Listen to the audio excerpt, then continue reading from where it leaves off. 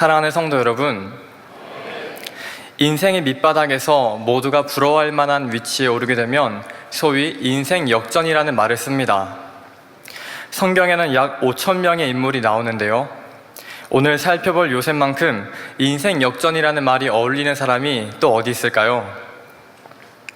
요셉은 유력한 집안의 가장 사랑받던 아들에서 한순간에 노예가 됐습니다. 노예의 신분이었지만 열심히 일해서 주인인 시위대장의 집안일을 총괄하는 가정총무가 되었습니다. 그런데 갑자기 억울한 누명을 쓰고 파렴치한으로 몰려 감옥에 갇힙니다. 하지만 하나님의 섭리 가운데 바로의 꿈을 해석하고 강대국 애굽의 국무총리가 되었습니다. 반전에 반전이 거듭되는 극적인 삶을 살았죠. 물론 요셉의 삶이 단순한 인생 역전 스토리였다면 아무리 위대한 삶을 살았다 해도 성경에 기록될 필요는 없었을 것입니다. 더구나 요셉의 이야기는 창세기의 총 50장 중에 12장 이상의 분량이 할애가 됐습니다. 그만큼 우리에게 신앙적인 깨우침을 주는 내용이 많다는 것을 의미하지요. 요셉에게는 하나님이 주신 꿈이 있었습니다. 우리에게도 하나님이 주신 꿈이 있죠. 성경에 약속하신 새 예루살렘과 또 주님을 맞이할 대성전의 비전 등 말입니다.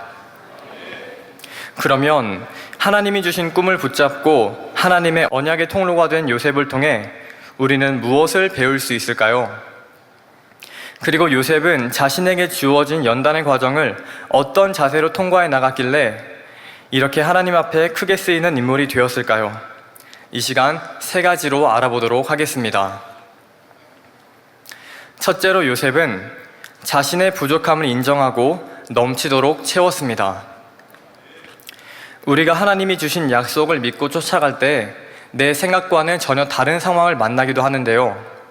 오늘 본문의 주인공인 요셉이 그랬습니다. 17세 소년 요셉은 2번의 꿈을 꾸었습니다. 2번 다 가족들이 자신에게 경배하는 내용의 꿈이었죠. 그래서 요셉은 하나님이 주신 꿈을 꾸고 그 꿈대로 이루어지기를 기다리고 있었습니다. 그런데 꿈과는 정반대의 상황이 펼쳐집니다. 하루아침에 노예가 되어버렸죠. 이때 요셉의 마음은 어땠을까요? 절망하며 모든 것을 포기하려 했을까요? 아니면 왜 내게 이런 시련이 왔는가, 거친 파도가 왔는가 하며 원망했을까요? 우리가 알고 있듯이 둘 다 아니었습니다. 요셉은 자신에게 닥친 모든 상황을 수긍했습니다. 그러고는 왜 자신에게 이런 일이 닥쳤는지 곰곰이 생각했습니다. 사실 노예로 팔리기 전에 요셉은 자신의 말과 행동이 상대에게 어떤 영향을 끼치는지 생각하지 못했습니다. 물론 요셉이 철이 없었기 때문이기도 하겠지만 무엇보다 요셉이 자란 환경 자체가 그렇지를 못했지요. 갓 태어난 베냐민을 제외하면 막내였음에도 실질적인 장자로서 자랐습니다. 아버지 야곱이 요셉을 장자로 삼으려 했기 때문입니다. 그리고 요셉도 그 사실을 알았습니다.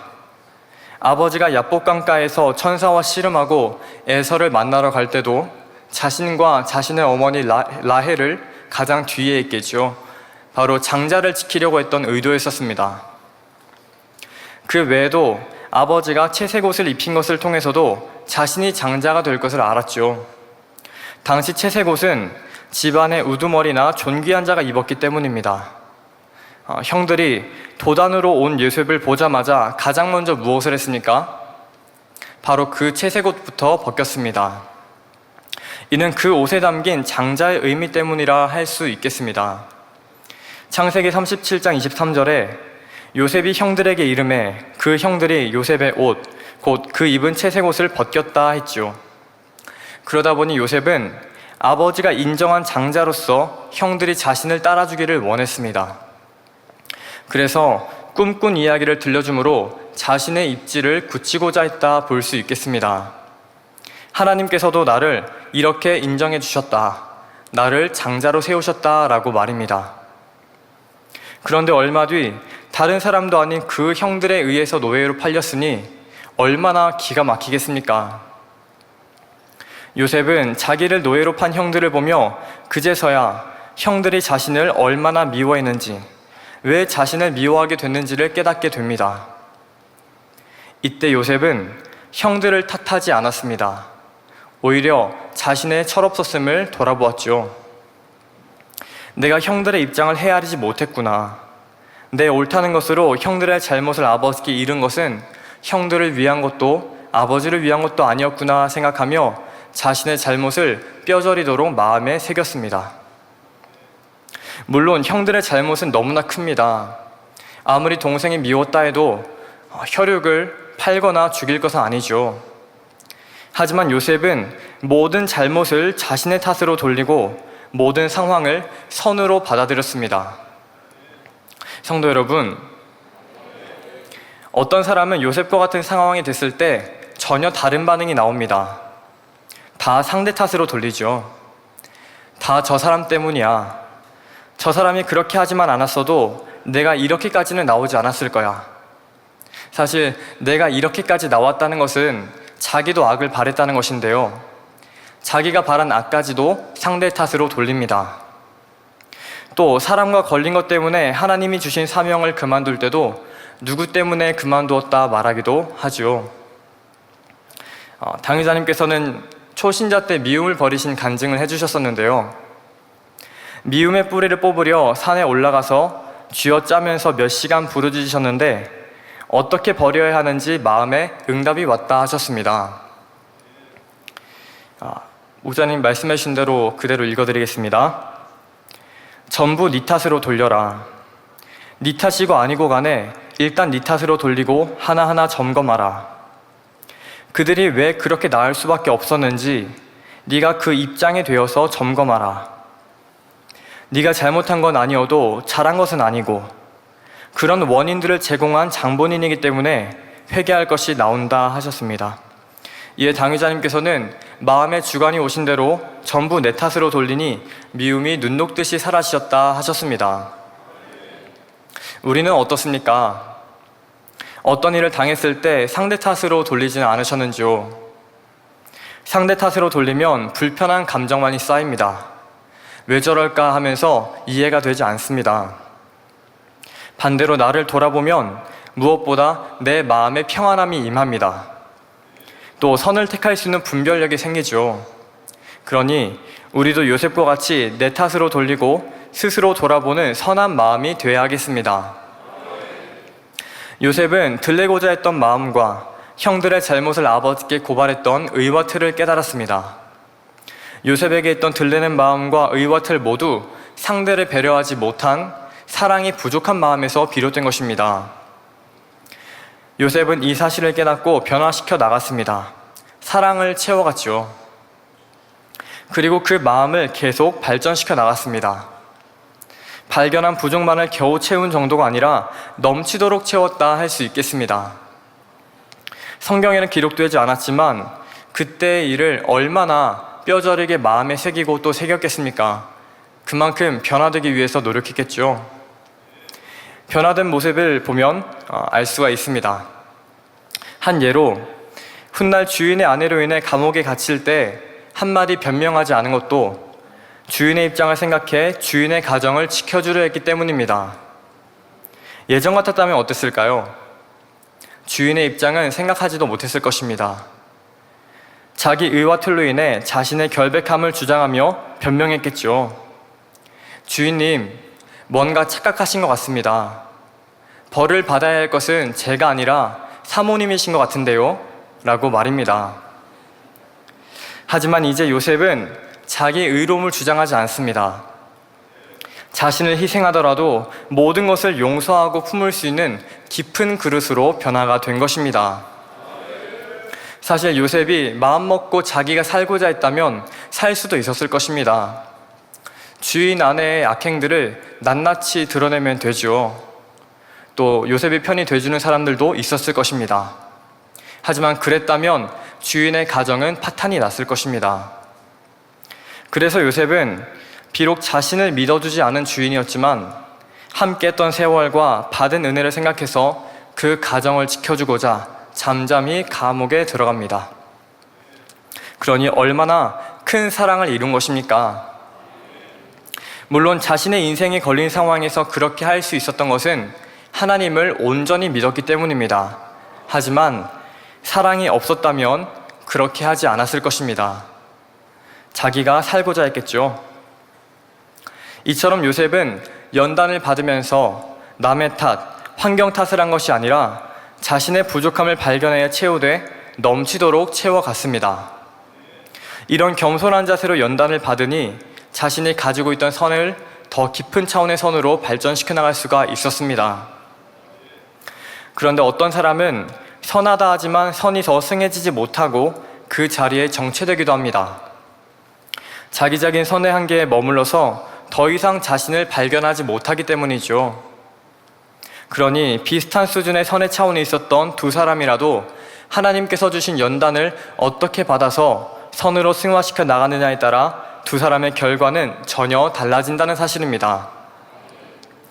요셉은 연단을 받으면 받을수록 더 깊은 선을 이루어 갔습니다. 그리고 놀랍게도 이 연단을 통해 배운 섬김과 겸손, 배려는 요셉이 어려움을 만났을 때 모든 문제를 열어가는 열쇠가 됐다는 사실입니다. 주변 사람들의 도움을 받고 또한 은혜를 입게 했죠.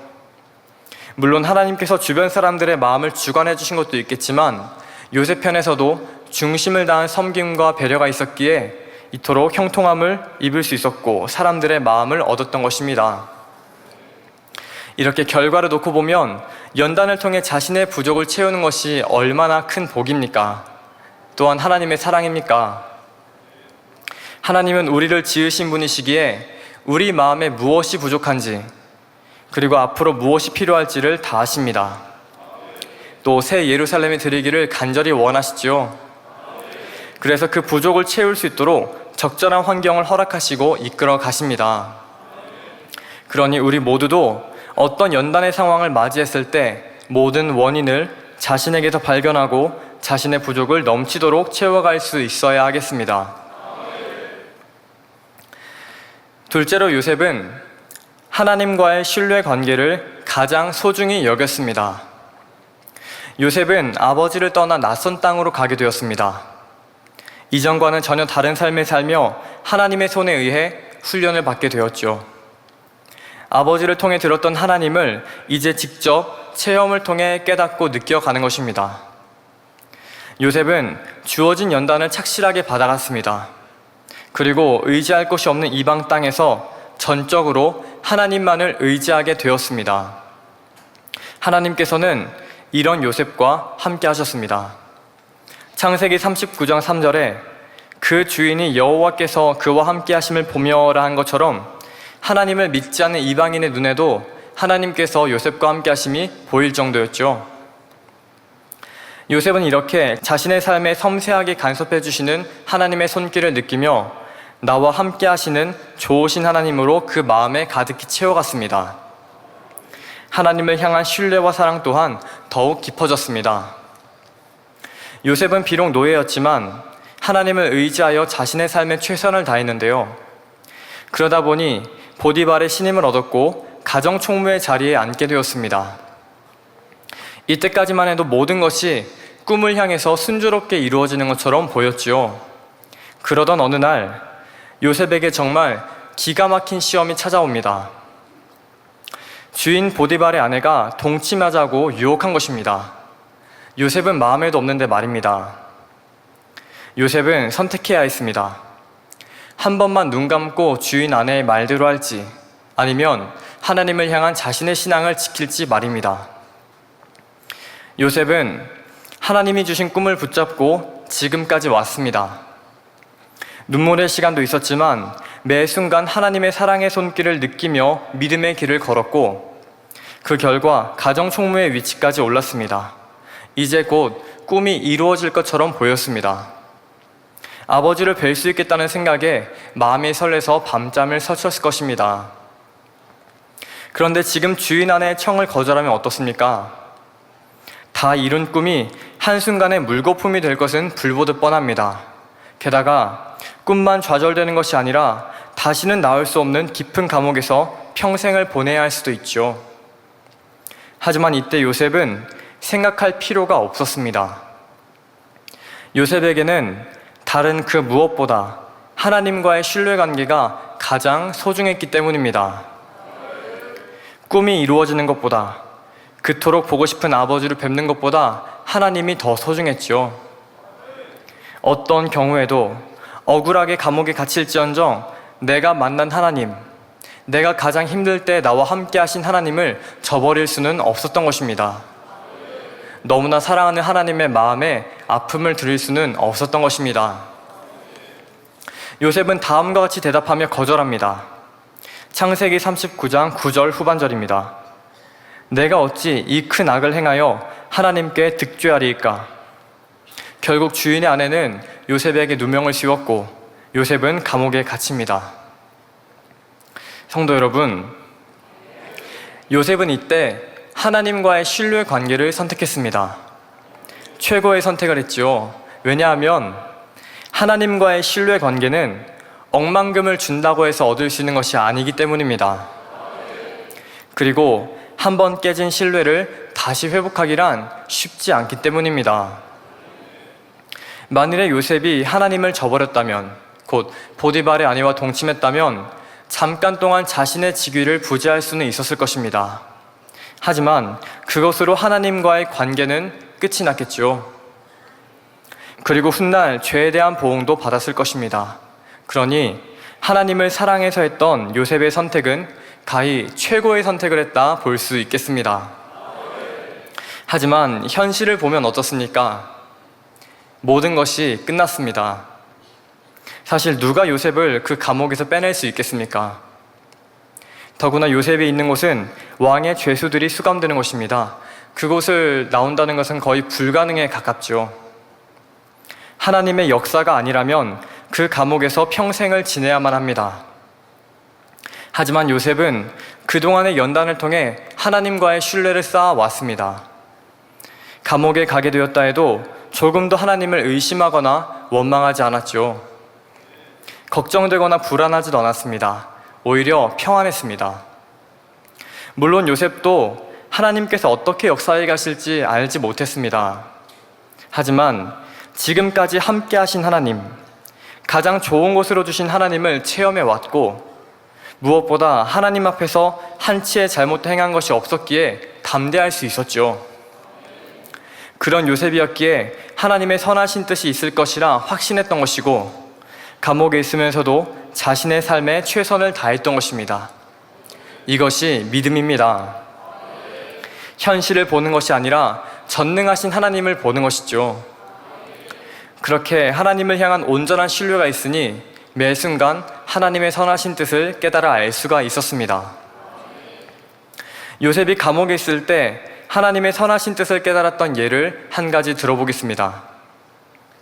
요셉이 옥중에서 떡 굽는 관원장과 술 맡은 관원장의 꿈을 해석해 준 일이 있었습니다. 그리고 그 해석대로 떡 굽는 관원장은 죽고 술 맡은 관원장은 전직을 회복했습니다. 이때 요셉은 술 맡은 관원장에게 부탁합니다. 창세기 40장 14절. 당신이 득이하거든 나를 생각하고 내게 은혜를 베풀어서 내 사정을 바로에게 고하여 이 집에서 나를 건져내소서. 그런데 그만 술 맡은 관원장은 요셉을 까맣게 잊고 말았습니다. 이때 요셉이 하나님을 신뢰하지 못했다면 어땠을까요? 다 끝났구나. 더 이상 희망이 없다. 하나님이 주신 꿈인 줄 알았는데 다 헛꿈이었구나 생각하며 절망했을지도 모릅니다. 그런데요, 혹여 우리도 이런 육신의 생각이 들 때가 있지 아니합니까? 그런데 이런 생각은 누가 주는 것입니까? 사단이 주는 것입니다. 제가 요즘에 주변을 보면서 육신의 생각 특징을 두 가지 정도 알게 되었습니다. 첫 번째는 굉장히 이성적이고 합리적으로 다가온다는 사실입니다. 사단은 머리가 좋아서 터무니없는 내용으로 우리를 시험하지 않습니다. 창세기 3장에서 뱀이 하와를 미혹할 때도 그랬죠. 근거를 가지고 하나님의 말씀을, 하나님의 뜻을 교묘하게 바꿉니다. 나름대로의 논리도 있습니다. 아주 그럴듯하게 들리죠. 그러면서 본질을 망각하게 만듭니다. 내가 받은 은혜, 내가 본 하나님의 역사, 진리의 말씀, 굳게 잡았던 소망을 잃게 만듭니다. 그런데요, 하나님의 나라는 이성과 합리로 다 설명할 수 있는 것이 아닙니다. 그래서 사도 바울도 고린도전서 2장 5절에 너희 믿음이 사람의 지혜에 있지 아니하고 다만 하나님의 능력에 있게 하려 했다 했고, 고린도전서 2장 13절 후반절에 신령한 일은 신령한 것으로 분별하느니라 했습니다. 주님께서도 마태복음 11장 25절에 예수께서 대답하여 가라사대 천지의 주제이신 아버지여, 이것을 지혜롭고 슬기는 자들에게는 숨기시고 어린아이들에게는 나타내심을 감사하나이다 라고 하셨습니다. 물론 이성과 합리를 무시할 수는 없습니다. 하지만 우리는 무엇보다 성령의 역사를 통해 말씀하고자 하시는 하나님의 선하신 뜻에 귀를 기울일 수 있어야 하겠습니다. 두 번째 특징은 육신의 생각을 하면 할수록 머리가 아픕니다. 제 주변에서도 머리가 아프신 분들이 좀 늘어나셨는데요. 하지만 로마서 8장 6절에 말씀합니다. 육신의 생각은 사망이요 영의 생각은 생명과 평안이니라. 영의 생각을 한다면 마음이 평안합니다. 머리도 맑아지죠. 그런데 요즘 머리가 아픈 이유는 주로 서로 간의 생각이 다르기 때문일 것입니다.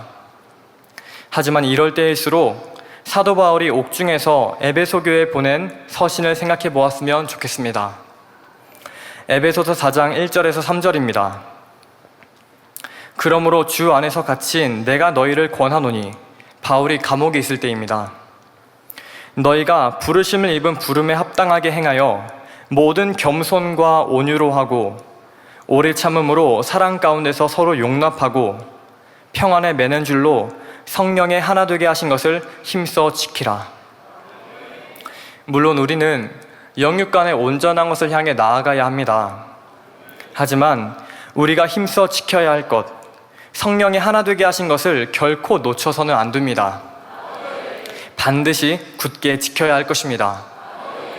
그리고 사단은 어찌하든 우리를 넘어뜨리고 힘을 잃게 만들고 분리되게 하는 것이 그 존재의 목적이라는 사실도 잊지 말아야 할 것입니다.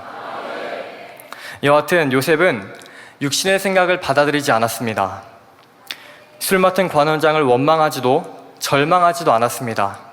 하나님이 주신 꿈을 저버리지도 않았습니다. 오히려 하나님의 약속을 다시 한번 생각하면서 희망을 잃지 않았습니다. 어떻게 이게 가능했을까요? 요셉은 두 관원장의 꿈이 자신의 해석대로 되어가는 것을 보았습니다. 그러면서 예전에 자신에게 주신 꿈을 다시 한번 떠올려보게 된 것입니다. 아, 내 마음에 주신 해석대로 이루어졌구나. 하나님께서 나와 함께 하시는구나. 그러면 10여 년 전 내게 주신 꿈도 반드시 이루어지겠구나 라고 생각했던 것입니다. 마지막 기회가 날아간 현실이 아니라 그 일의 내면에 담긴 하나님의 손길을, 나와 함께 하시는 하나님을 보았던 것입니다. 이것은 어찌 보면 굉장히 작은 생각의 차이처럼 보일지도 모릅니다. 하지만 이렇게 하나님의 선하신 뜻을 찾고 아는 것이 결코 쉬운 것이 아님을 알 수 있게 하는 사건이 있습니다. 야곱이 삼촌 라반의 집에서 20년간 연단을 받고 아버지 이삭의 집으로 향할 때입니다. 하나님께서는 장차 커다란 위기를 맞게 될 야곱에게 잠시 영안을 열어 하나님의 군대를 보게 하셨습니다. 창세기 32장 1절, 야곱이 그 길을 진행하더니 하나님의 사자들이 그를 만난지라. 그렇다면 하나님께서는 왜 이처럼 하나님의 군대를 보내시고 야곱의 영안을 열어서 그 군대를 보게 하셨을까요? 그것은 내가 너와 함께한다, 내가 너를 지켜주겠다는 일종의 사인이었습니다. 큰 위기를 맞게 될 야곱에게 위로와 힘을 주기 원하신 것입니다. 하지만 야곱은 왜 하나님께서 군대를 보내주셨는지 그 의미를 깨닫지 못했습니다. 그냥 자신이 하나님의 군대를 보았다는 그 자체에만 의미를 두며 그 땅의 이름을 마하나임이라 부릅니다. 야곱이 그들을 볼 때 이르기를 이는 하나님의 군대라 하고 그 땅 이름을 마하나임이라 하였더라 했지요. 그런데 만약 야곱이 하나님을 온전히 신뢰했다면, 그 마음에 하나님의 은혜가 더 임해 있었더라면 왜 하나님께서 이것을 보여주셨는지 그 선하신 뜻을 깨달을 수도 있었을 것입니다. 그랬다면 하나님의 함께하심을 느끼며 담대히 에서에게 나아갈 수 있었겠죠. 하지만 야곱은 단순히 본 것으로 그치고 말았다는 사실입니다. 반면에 하나님을 향한 온전한 신뢰가 있었던 요셉은 하나님께서 어떤 일을 행하셨을 때 즉시 그에 대한 의미를 깨달았던 것을 볼 수 있죠. 이렇게 요셉과 야곱의 차이를 통해 볼 수 있듯이 똑같이 하나님께서 함께 하심을 보여주셔도 깨달음의 깊이가 다르고 마음에서 느끼는 은혜가 달라진다는 사실입니다. 그만큼 요셉이 아버지 야곱에 비해서 하나님을 사랑하는 정도와 신뢰하는 차원이 더 깊었다는 뜻입니다. 이처럼 요셉은 연단을 받으며 하나님과의 온전한 신뢰관계를 쌓은 것입니다. 성도 여러분, 그렇다면 우리는 어떠합니까? 감옥이라 표현할 수는 없지만 잠시 겪는 지금의 어려움 가운데서 하나님의 선하신 뜻을 발견하고 계십니까? 근본 수련회를 통해 우리는 하나님께서 함께 하시는 역사들을 보았습니다. 하나님의 손길을, 하나님의 역사를 보시면서 어떤 깨우침을 얻으셨습니까? 혹여 야곱과 같이 와, 하나님의 권능의 역사구나 하고 끝나지는 않으셨습니까? 요셉이었다면 이렇게 생각했을 것 같습니다. 아, 하나님께서 우리 만민과 함께 하시는구나. 그러면 만민에게 주셨던 약속들, 새 예루살렘의 많은 열매, 세계 선교와 재창조의 권능, 가나안 성전과 대성전 모두 다 이루어 주시겠구나라고 말입니다.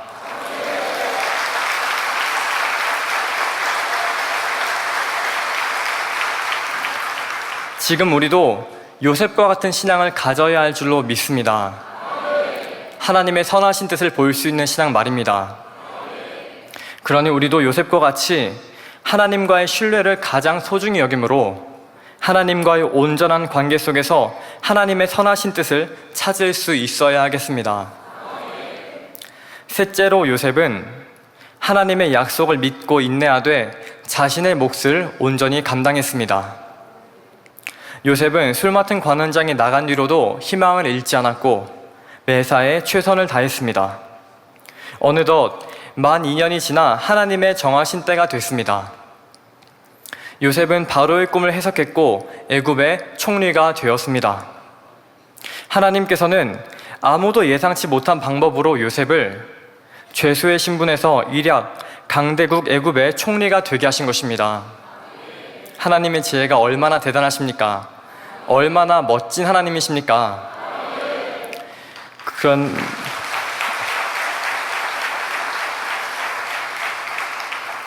그런데 총리가 된 후에 요셉의 행적 중에서 주목해 볼 점이 있습니다.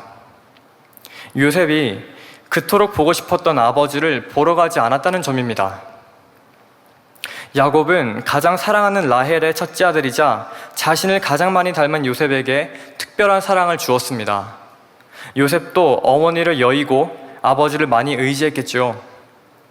그런 아버지이니 요셉은 그동안 애굽에서 지내며 아버지가 얼마나 그리웠겠습니까? 그렇다고 아버지께 갈 수도 없었습니다. 하지만 이제 애굽의 총리가 되었습니다. 직접 가지 않는다 해도 사람을 보내서 아버지 안부를 알아볼 수도 있었겠죠. 아버지가 살아계시는지 어떻게 지내셨는지 무척이나 알고 싶었을 것입니다. 또 13년 전 잃어버린 아들 요셉이 잘 살아있으며 하나님의 은혜로 애굽의 총리가 된 이 기쁜 소식을 어찌 알려드리고 싶지 않겠습니까? 그러면 지금 당장이라도 아버지께 가야 할 텐데 요셉은 그렇게 하지 않았다는 것입니다. 이상하지 않습니까? 애굽의 총리가 된 후에도 풍년 7년을 지내고 흉년 2년이 지나기까지 아버지를 뵈러 가나안 땅에 가지 않았죠. 무려 9년 동안이나 아버지를 찾지 않은 것입니다. 더구나 애굽의 총리로서 병거를 타고 수많은 사람들을 대동해서 가나안 땅에 갔다면 형들이 두려워서라도 요셉에게 절하지 않았겠습니까? 그러면 단숨에 꿈도 성취되었을 일 아니겠습니까? 하지만 요셉은 그것이 하나님의 뜻이 아니라는 것을 알았죠. 그렇다면 요셉이 이렇게 아버지를 뵈러 가지 않은 이유는 무엇일까요? 바로 하나님이 주신 약속을 온전히 믿었기 때문입니다. 그래서 사람의 힘으로가 아닌 하나님께서 이루시도록 맡겨드린 것입니다. 요셉은 아버지를 통해 선조들의 삶에 대해서 들었습니다. 증조할아버지인 아브라함이 네 자손을 뭇별과 같이 많게 하신다는 약속을 75세에 받고 25년 동안 인내하며 기다렸을 때 하나님께서 말씀하신 대로 이루신 것을 들었습니다. 반면에 아버지 야곱이 자신의 생각을 동원했던 이야기도 생생히 들었죠. 태중에 있을 때 큰 자가 작은 자를 섬기리라는 약속을 주셨음에도 자신의 지혜를 동원하여 장자의 축복을 가로챘었고 그로 인해 20년간 혹독한 연단을 받았던 일들을 들었습니다. 더구나 요셉은 이제 선조들의 이야기를 들어서만이 아닌 자신이 직접 그 하나님을 13년 동안 체험했습니다. 하나님은 말씀하신 바를 반드시 성취하시는 분임을 확신할 수 있었죠.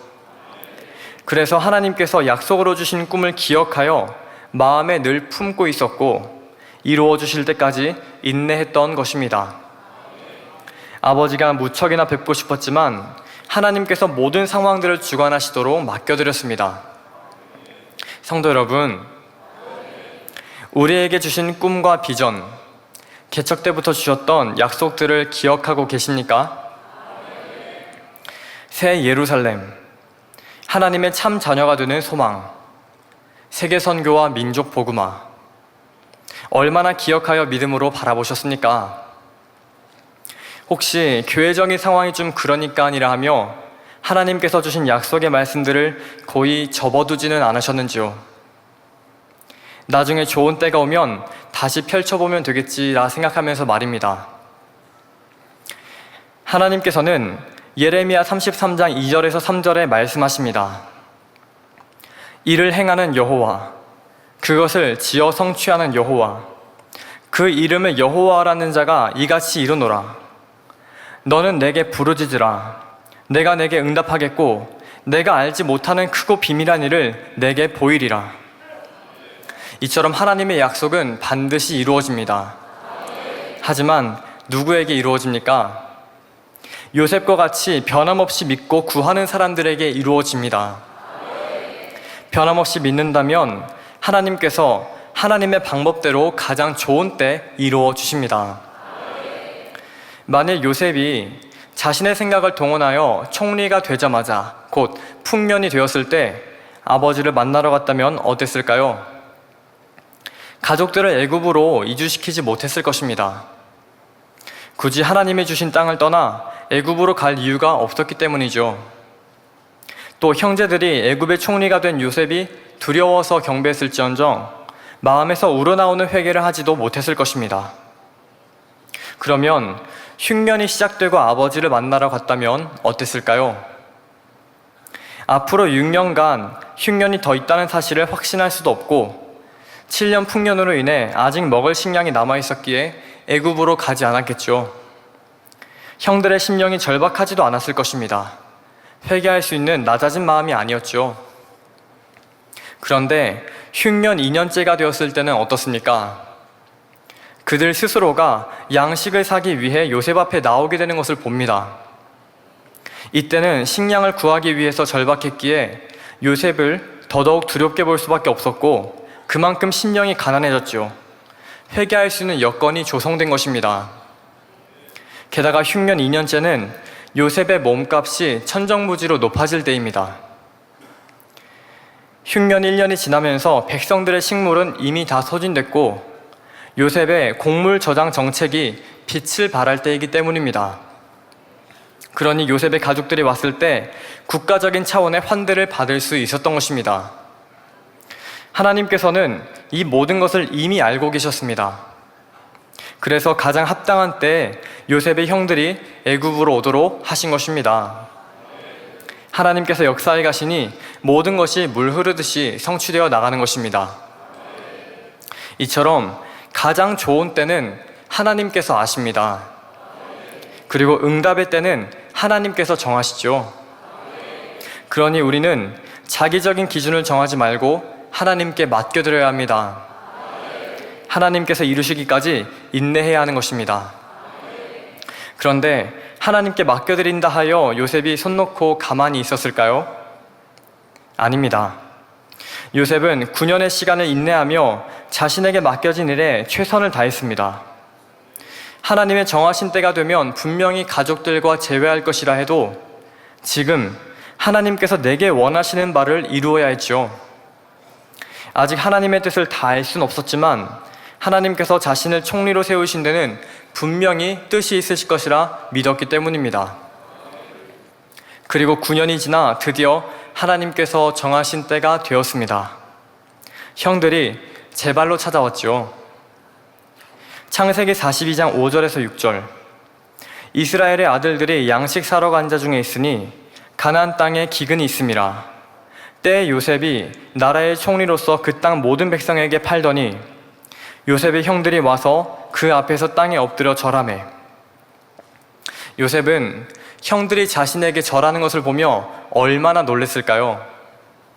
물론 형들과 다시 만날 것을 알았다고는 해도 이렇게 22년 전에 꾸었던 꿈과 너무나 동일한 상황이 되었으니 말입니다. 그러면 형들이 자신에게 경배했으니 꿈이 다 이루어진 것일까요? 형들을 본 요셉의 반응을 보면 그렇지 않다는 것을 알 수 있습니다. 창세기 42장 7절. 요셉이 보고 형들인 줄 아나 모르는 체하고 엄한 소리로 그들에게 말하여 가로되 너희가 어디서 왔느냐? 그들이 가로되 곡물을 사려고 가나안에서 왔나이다. 9절. 요셉이 그들에게 대하여 꾼 꿈을 생각하고 그들에게 이르되 너희는 정탐들이라. 이 나라의 틈을 엿보려고 왔느니라. 요셉이 이렇게 한 것은 자신에게 주신 꿈이 단순히 형들이 자신에게 경배하는 것으로 끝나는 꿈이 아님을 이미 알았기 때문입니다. 바로 아브라함에게 주셨던 횃불 언약을 이루기 위한 섭리 안에 있는 꿈이었음을 깨달은 것입니다. 창세기 15장 13절에서 14절. 여호와께서 아브라함에게 이르시되 너는 정령이 알라. 내 자손이 이방에서 객이 되어 그들을 섬기겠고 그들은 400년 동안 내 자손을 괴롭게 하리니 그 섬기는 나라를 내가 징치할지며 그 후에 네 자손이 큰 재물을 이끌고 나오리라. 요셉은 오래전 아버지로부터 들었던 하나님께서 선조들에게 주신 언약의 말씀들을 명심하고 있었습니다. 그러다 보니 요셉은 자신에게 형들을 회개케 해야 하는 사명이 주어졌다는 사실을 알았습니다. 왜냐하면 하나님께서 아브라함을 통해 큰 민족을 이루실 것을 말씀하셨다 해도 형들이 회개하는 역사가 반드시 있어야 했기 때문입니다. 그러니 그 책임감이 얼마나 막중했을까요? 우리는 다니엘이 예레미야의 예언대로 70년의 바벨론 포로기가 맞춰질 즈음 이스라엘 백성들을 대신해 하나님께 회개하며 기도했던 것을 알고 있습니다. 에스겔 36장에도 하나님께서 이스라엘의 회복을 약속하시면서 37절에 다음과 같이 말씀하셨죠. 나 주 여호와가 말하노라. 그래도 이스라엘 족속이 이와 같이 자기들에게 이루어 주기를 내게 구하여야 할지니라. 그런데 형들은 아직 회개할 준비가 되어 있지 않습니다. 그러니 그들이 온전히 회개하기까지 요셉이 매 순간 얼마나 마음을 졸이며 하나님께 간구했을까요? 하나님께서 역사해 주시기 위해 요셉이 대신해서 그들의 채워야 할 공의를 채웠을 것이라는 말입니다. 요셉이 이러한 공의를 채웠기에 하나님께서 형들의 마음을 주관해 주실 수 있었고 요셉 또한 순간순간 지혜를 받아 형들을 회개시켜 나갈 수가 있었죠. 결국 형들은 요셉이 마련해 준 회개의 기회를 통해 참 회개를 이루게 되었고 요셉은 하나님의 섭리를 이루는 도구로서 온전히 사명 감당한 것을 봅니다. 이처럼 요셉은 하나님께서 자신에게 주신 꿈은 물론 선조들에게 주신 언약들을 마음에 새겨두었습니다. 22년이라는 세월이 흘렀음에도 잊지 않았죠. 그리고 각각의 언약이 성취되어야 할 시점이 되었을 때 자신이 행해야 할 바를 정확히 주관받아 이루어 갔던 것입니다. 우리도 마찬가지입니다. 하나님께서는 우리에게 가나안 성전과 대성전, 세계 선교의 비전을 주셨습니다. 하나님이 한번 말씀하신 것은 반드시 이루어집니다. 그렇다 해서 물 흐르듯 역사해 주시겠지 생각하며 가만히 기다리면 될까요? 아니죠. 각자가 채워야 할 몫을 채워야 합니다. 전 성도가 하나 되는 것은 물론 서로가 하나님의 섭리를 이루기 위해서 희생해야 합니다. 서로 이해하고 용서하며 똘똘 뭉쳐야죠. 그리고 각자에게 주어진 사명 안에서 무엇이 필요할지 주관받아 준비해야 하는 것입니다. 그렇게 우리가 행해야 할 바를 행해 나갈 때 하나님께서는 모든 것을 물 흐르듯 역사해 주실 것입니다. 그러니 우리도 요셉과 같이 하나님이 주신 약속들을 기억하고 인내하되 각자에게 주신 몫을 감당하여 하나님의 섭리를 이루어야 하겠습니다.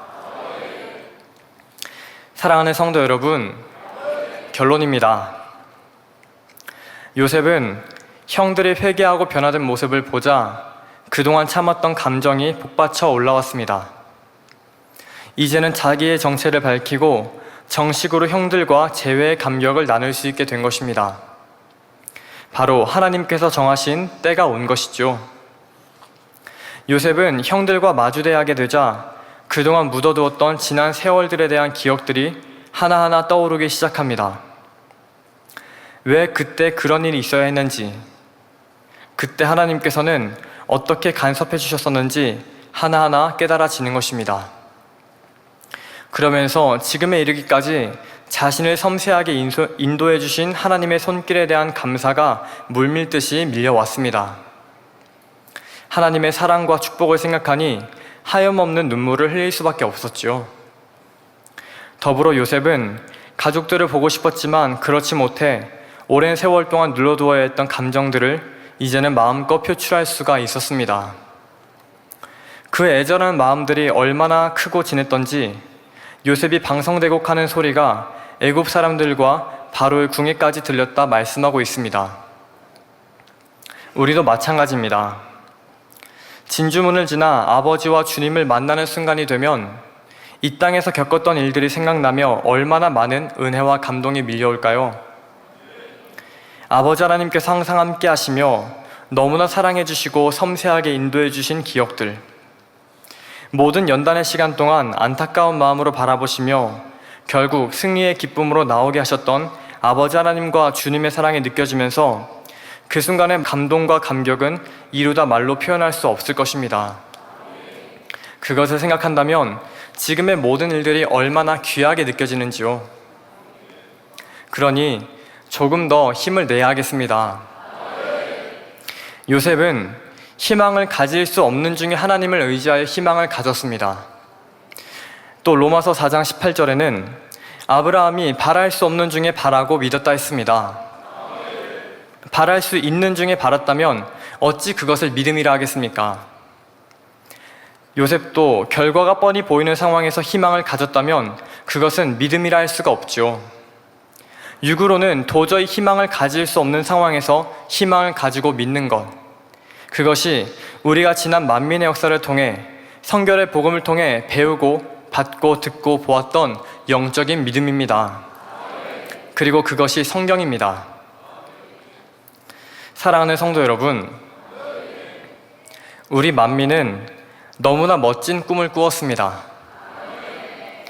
참 마음과 온전한 믿음을 이루어 아버지 하나님의 6천년 경작의 최상의 열매가 되는 꿈, 주님의 복음을 전 세계에 전하는 꿈, 그래서 단의 그림과 같이 당당히 주님의 품에 안기는 멋진 꿈을 함께 꾸었습니다.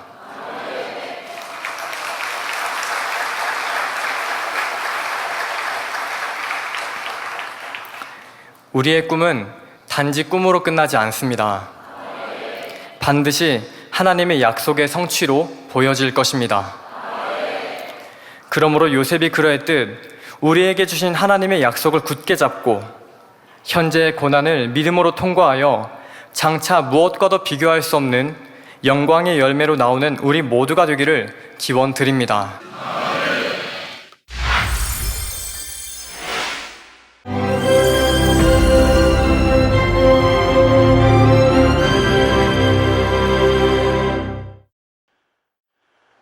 할렐루야. 전능하신 사랑의 아버지 하나님, 이 시간 기도받는 모든 성도님들 위해 안수하여 주옵소서. GCN 방송 시청자들이 인터넷과 화상을 통해 기도받는 지교회와 지성전 그리고 전세계 하나님의 자녀들 위에도 시공간을 초월하여 역사하여 주시기를 원합니다. 믿어지는 믿음을 주시고 부정적인 생각과 의심의 세력을 물리쳐 주옵시며 모든 시험 환난도 물리쳐 주옵소서. 머리부터 발끝까지 오장육부 뼈 마디마디 온몸의 신경 조직 세포 등 아픈 곳마다 성령의 불로 태우시고 근본의 빛으로 역사하여 주옵소서. 예수 그리스도의 이름으로 명하노니 원수마귀 사단 모든 질병 균 연약함아 물러가라. 빛이 여임하라. 모든 불친 난치병도 성령의 불로 태워 깨끗하게 역사하여 주옵소서. 말라리아를 비롯한 모든 풍토병도 물리쳐 주옵소서. 깨끗함을 입을지어다. 감기, 기침, 열, 몸살, 독감 등 각종 유행성 질병도 다 물러가라. 어떠한 유행성 질병 균도 틈타지 않게 지켜 주옵소서. 위암, 폐암, 간암, 유방암, 자궁암, 대장암, 피부암 등 각종 암과 에이즈, 백혈병, 뇌졸중, 고혈압, 저혈압, 심장병, 폐병, 위장병, 당뇨, 부인병, 피부병, 갑상선, 질환과 모든 염증도 깨끗게 하여 주옵소서. 소아마비, 중풍, 관절염, 디스크도 온전케 하여 주옵소서. 요통, 두통, 신경통을 비롯한 모든 통증은 사라질지어다. 간질, 자폐증, 우울증, 조울증, 노이로제 등 모든 정신질환도 물러가라. 모든 마비된 것도 풀어지고 일어나 걷고 뛸지어다. 눈도 잘 보이게 하옵시고 귀도 잘 들리게 하여 주옵소서. 소경은 눈을 뜨고 기머거리는 들으며 벙어리는 말할지어다. 각종 사고 후유증도 깨끗게 하시고 부러진 뼈도 붙여 주옵소서. 화상 입은 것도 온전케 하옵소서. 화기야 물러가라. 열도 물러가라. 아버지 흉터도 나지 않게 역사해 주시기를 원합니다. 마약을 비롯하여 각종 약물과 독극물 중독도 깨끗함을 입을지어다. 죽은 신경과 세포가 살아나며 죽은 자도 살아나게 하여 주옵소서. 잉태의 축복도 주시기를 원합니다. 잉태 축복을 받으라. 예수 그리스도의 이름으로 명하노니 원수마귀 사단아 하늘 공중 곳에 잡은 악의 영들아 물러가라. 그의 사자들도 물러갈지니라. 이 땅의 악한 영, 더러운 영, 거짓되고 간사한 영, 이간질하고 미혹하는 모든 어둠들은 물러가라. 모든 흉악의 결박을 풀고 어둠아 물러가라. 빛이 여임하라. 아버지 하나님, 부르짖어 기도할 수 있는 능력을 주시고 죄를 버리고 성결될 수 있는 능력을 주옵소서. 영혼이 잘됨같이 범사에 잘되게 하시고 가정의 복음화도 이루어 주시길 원합니다. 한 주간도 모든 사고와 재앙으로부터 지켜주시고 불통이 없는 형통한 삶을 살 수 있도록 축복해 주옵소서. 성령의 불담으로 천군 천사와 주님의 불꽃 같은 눈동자로 모든 하나님의 자녀들과 가정, 일터, 사업터를 지켜주시기를 원합니다. 학생들에게 지와 명철을 더하시고 공부도 할 수 있는 뜨거운 마음과 열정도 더하여 주옵소서. 마음과 생각을 세상에 빼앗기지 않도록 지키시고 하나님을 뜨겁게 사랑하는 학생들로 축복하여 주옵소서.